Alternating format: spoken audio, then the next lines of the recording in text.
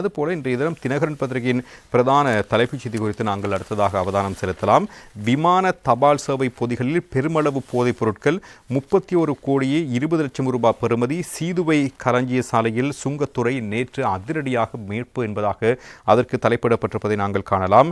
America, Canada, Germany உள்ளிட்ட பல நாடுகளிலிருந்து தபால் பொதிகள் மூலம் சூட்சகமாக நாட்டுக்கு அனுப்பப்பட்டிருந்த 31 கோடியே 20 லட்சம் ரூபாய் பெறுமதியான போதைப் பொருட்கள் சுங்க அதிகாரிகளினால் கண்டுபிடிக்கப்பட்டிருக்கின்றன. சுங்க திணைக்களத்தினுடைய போதைப் பொருள் கட்டுப்பாட்டு பிரிவு அதிகாரிகள் நேற்று மேற்கொண்ட நடவடிக்கையின் பொழுதே இந்த போதைப் பொருட்கள் கைப்பற்றப்பட்டிருக்கின்றன.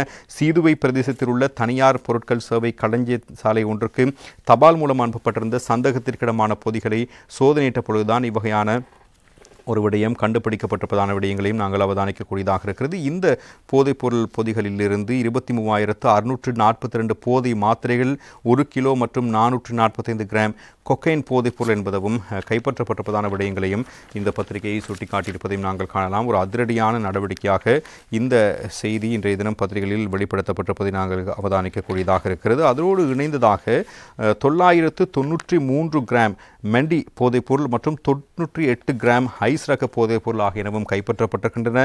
7 கொரியர் பார்சல்களாக இந்த போதைப் பொருட்கள் பொதியிடப்பட்டு அனுப்பப்பட்டிருக்கின்றன. இவை ஜெர்மனி, செக் குடியரசு, சாம்பியா, அமெரிக்கா, கனடா மற்றும் நெதர்லாந்து ஆகிய நாடுகளிலிருந்து நாட்டின் கொழும்பு, பாணந்துறை, வத்தலை, ராஜகிரிய மற்றும் மொரட்டுவை பிரதேசங்களில் உள்ள போலி முகவர்களுக்கு அனுப்பப்பட்டிருக்கின்றன. இந்த பொதிகளை பொறுப்பேற்பதற்கு எவரும் இதுவரை வருகை தராத நிலையில் இது தொடர்பில் மேற்கொள்ளப்பட்ட விசாரணைகளின் பொழுது குறித்த முகவரிகள் அனைத்தும் போலியானவை என்பதும் தெரிய வந்திருக்கிறது. மேற்படி போதைப்பொருள் தொடர்பில் மேலதிக விசாரணைகளை முன்னெடுப்பதற்காக கட்டுநாயக்க விமான நிலைய போலீஸ் போதைப்பொருள் பணியக அதிகாரிகள் இவற்றை ஒப்படைப்பதற்கு நடவடிக்கை எடுக்கப்பட்டிருப்பதான விடயங்களையும் நாங்கள் பிரதானமான செய்திகளாக காணக்கூடியதாக இருக்கிறது. எனவே நாடு எந்தளவிற்கான சிக்கல்களை எதிர்கொண்டிருக்கிறது என்பதான விடயங்களை நாங்கள் இதன் மூலம் அவதானிக்கக்கூடியதாக இருக்கிறது. பாதுகாப்புத்துறை மிகவும் அவதானமாக செயற்பட்டு வருவதான விடயங்களையும் நாங்கள் பத்திரிகையின் வாயிலாக அவதானிக்கலாம்.